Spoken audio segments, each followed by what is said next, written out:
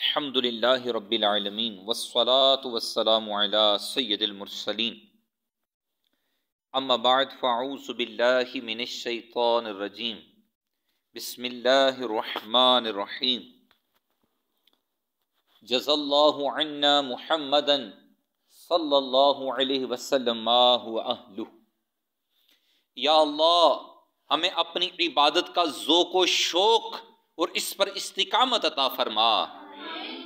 دنیا اور آخرت میں ہمیں مصائب و آلام سے عافیت نصیب فرما۔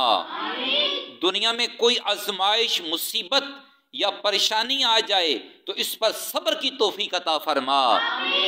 آزمائش کے موقع پر بطور خاص نماز کی سعادت سے نواز دے، اور صبر و نماز کے صدقے ہماری آزمائش، مصیبت اور پریشانی کو دور فرما دے۔